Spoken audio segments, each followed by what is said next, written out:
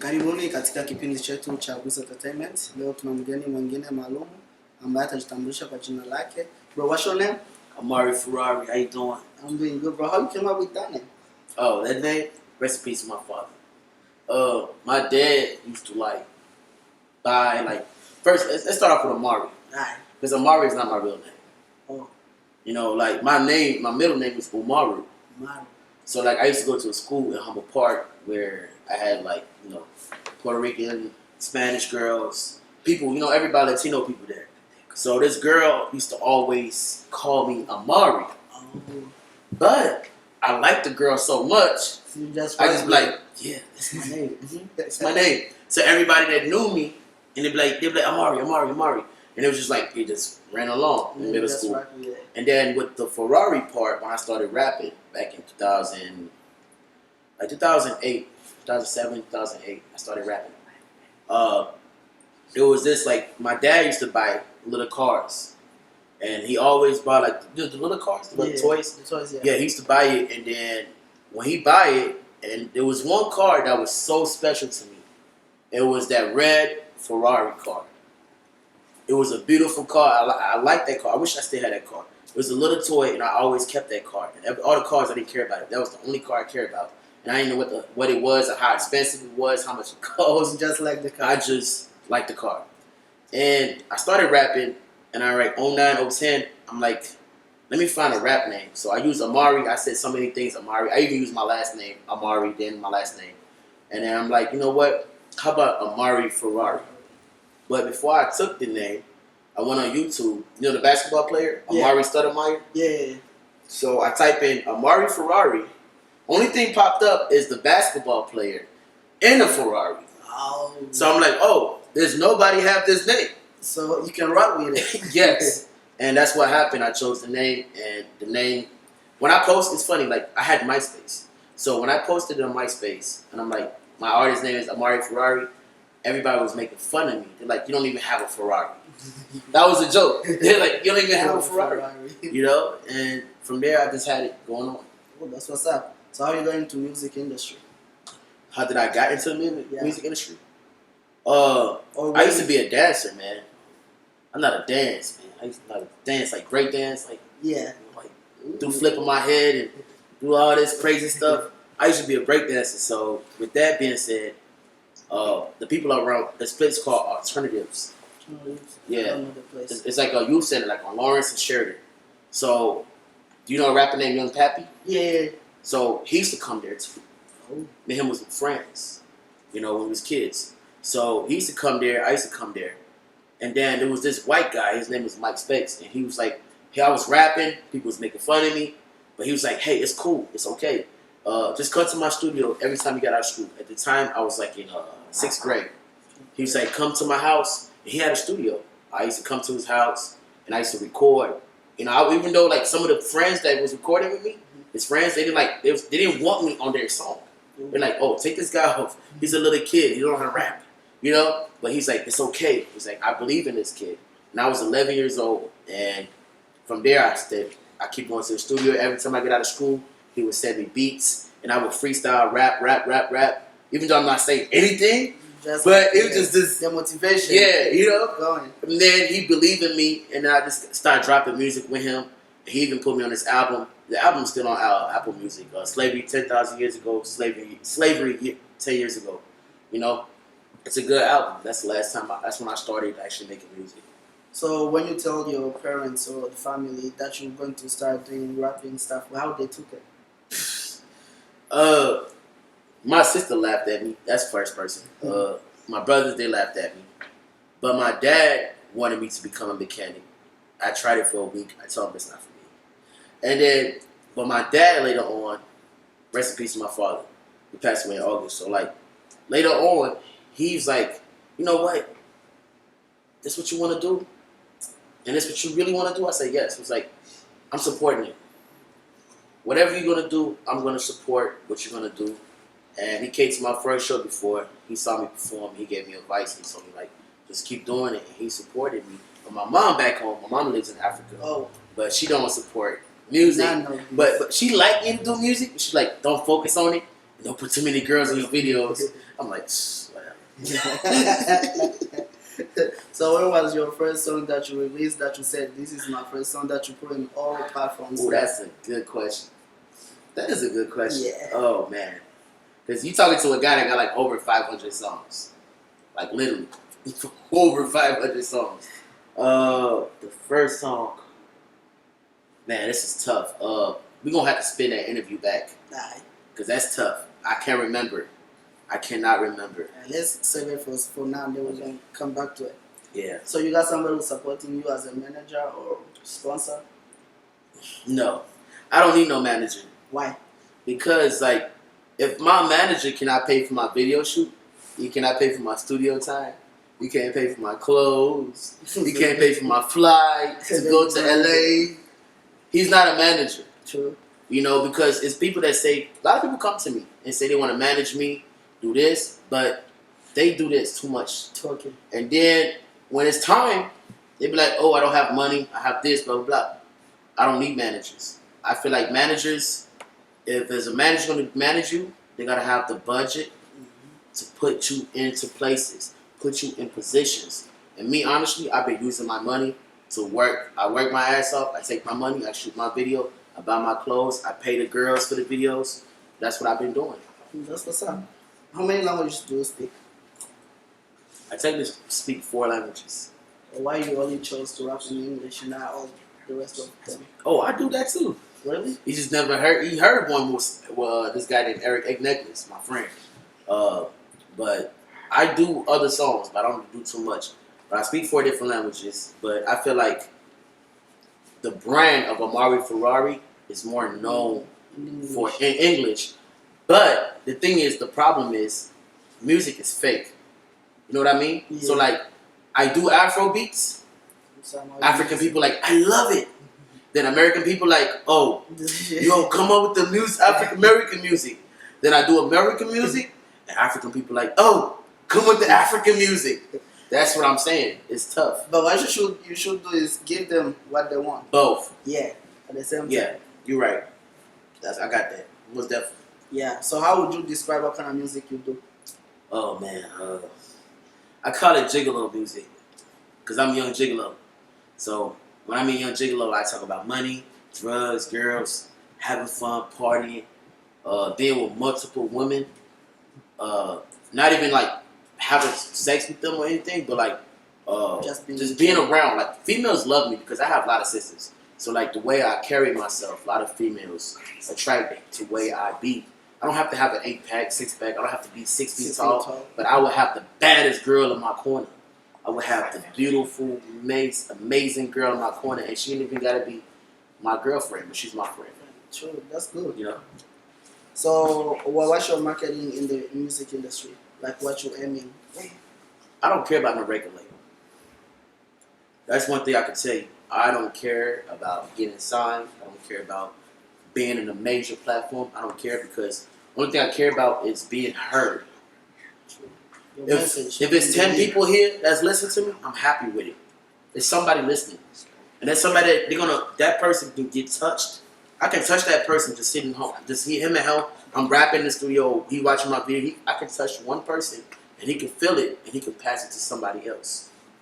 You know? Yeah. That's why I don't really care about that much. I don't know if you want to answer this question, but what's your relationship with you and Debbie? Who? Debbie? She's a good friend of mine. She's a beautiful artist. She's an amazing person.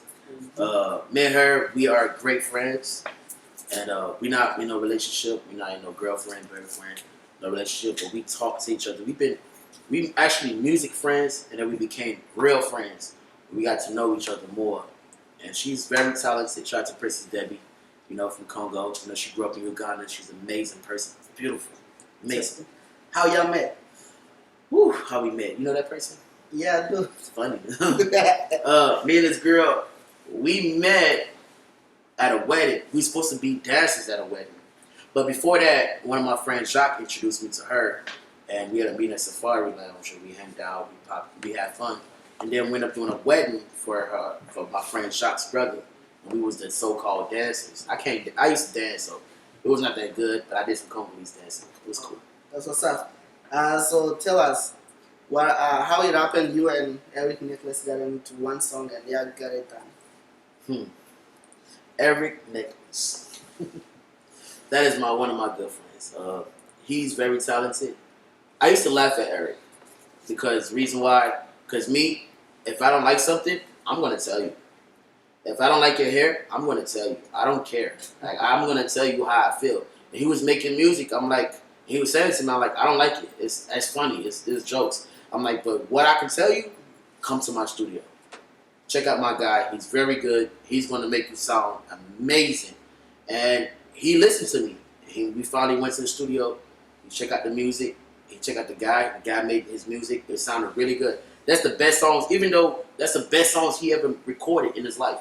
And then I'm like, I have this song called Power, and I want you to be on it.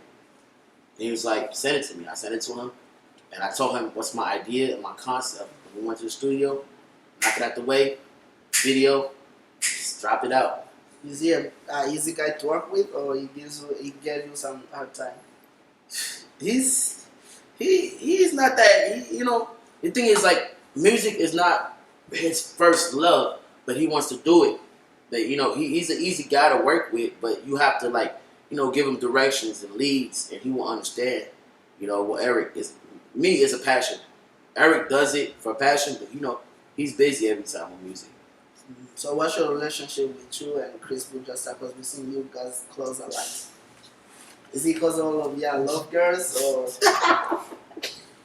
Oh my God, you gonna make me rep my fur, But that's my guy, that's my guy. It's funny that we was never friends in the beginning, but we end up becoming friends and actually real friends. He's actually a good dude. He's funny. He's just like me, and he always, when I be like, "Hey, I have a party," he'd be right there. I just called him earlier. He said, I'm going to Michigan. I'm like, bro, I got this video shoot. Like, damn, why didn't you tell me? He was one of those type of guys. When I say I'm having a party here, he's gonna come. And he always gonna pull up, and that's why I love him for it. I appreciate him. That's what's up. And I forgot to ask you this question: who got you inspired that you felt like now I feel like I want to do music? Who was the artist that you used to listen back then when you wasn't? I used to listen to Kanye West, Jay-Z, Biggie, Lil Wayne. Lil Wayne is my number one influence. When I rap, you can hear my voice, you can tell, it's my influential rapper. It's my favorite rapper, and I can actually rap. You know what I'm saying? So, Wayne is my favorite rapper out of everybody, but it's after Wayne is Kanye. Because I have two sides of styles. Oh, okay. So, do you have a collab with Chris Buchester, or you're just friends? Top secret. So, what's your relationship with the Immigrants? Because I saw you in one of their songs. Rest in peace, Foreign Forever. It's my brother. I'm just going to show y'all something real quick. Since you talk about Immigrants. Pull my sleeve real quick. Pull it. No, pull it. Pull the sleeve. Pull the sleeve. It's my brother. This is him right here. It's Immigrants. It's the other twin. They're twins. This is Foreign Forever. This is his name right here. And I'm getting his tattoo on me, And those are my actually real friends. My day one friends. They actually support. And they've been with me. I've been with them since Famous Dex. We used to party with Famous Dex, go to parties in DeKalb. And these guys, I met the other twin that's one of his life. His name is Little A. And we've been friends for a long time. During the pandemic, we was throwing block parties every day. We had 15 block parties. And on the 14th block party, we had no violence, no fighting. And people don't understand, these are African people that's doing these block parties. Yeah. Lil A, Lil Foreign, they're the immigrants. They're from Nigeria, and they've been doing music a long time. And long story short, with that situation, we was throwing block parties, and then it's always one bad apple that can come through and ruin everything. On the 15th block party, that's when we lost Lil Foreign. And it really hurt to this day, because that's our friend. And they was doing, the videos we were shooting, it's not no cheap, no 500, bro. We were shooting $2,000-$3,000 worth of videos, and people watching, American people, they watch like that. Who is these boys? The whole time we just African kids All we want to do was have fun. But in this world, in this Chicago we live in, people don't want to see you have fun. They hate when you see one have fun. Even when I walk down the street on the south side, I'm wearing this jacket going to the store, is somebody going to hate me? Because they can't afford a jacket. So, you know? Rest in peace for forever. So how long you been on them? Shit, I started knowing them like, I got out of jail 2015. I met them 2016.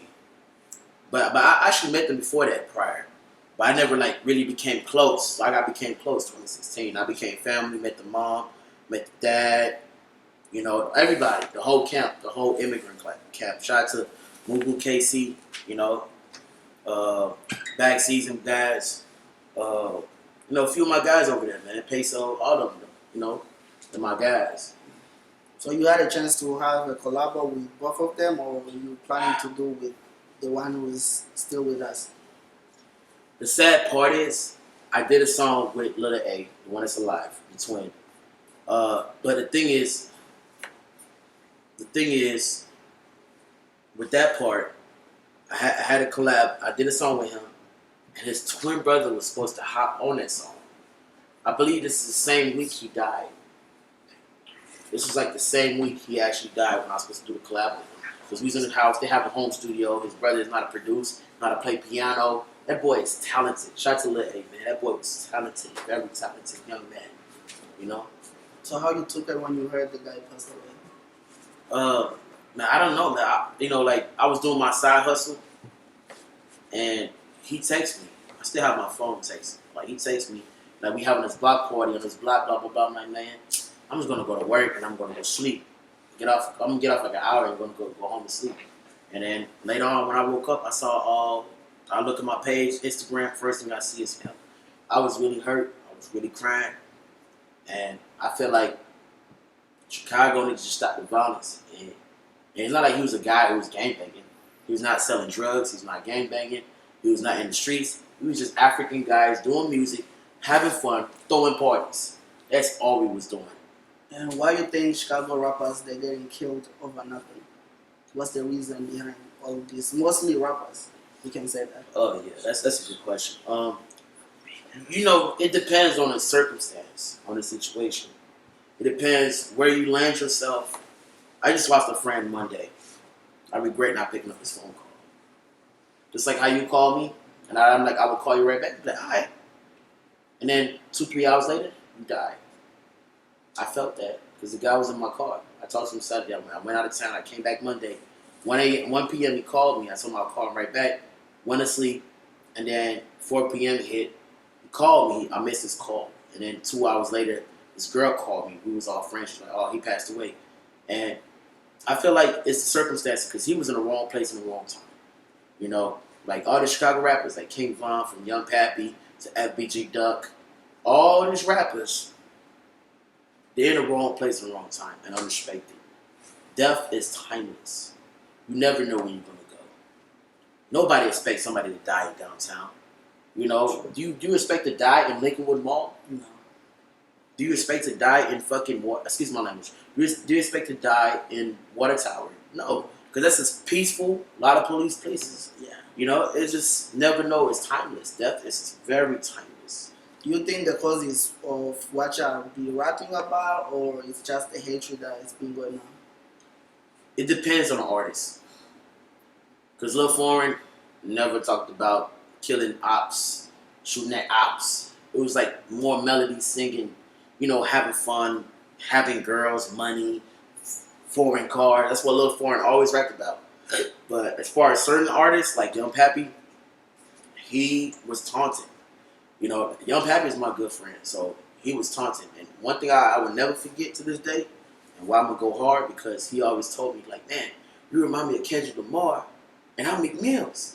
Because you have both of their flows. Yeah, it's different flows. So if you can hear it, you already know. Yeah. So, like, he's like, you remind me of Kendrick Lamar, and I'm McMill, because the way he rap like McMill. Because when he rap, you feel it in the heart. You know what I'm saying? Because, you know, some rappers, they rap, but you're not going to feel it. True. But when he rap, you feel it. And all the pain he's going through, you feel it in your heart, because that's what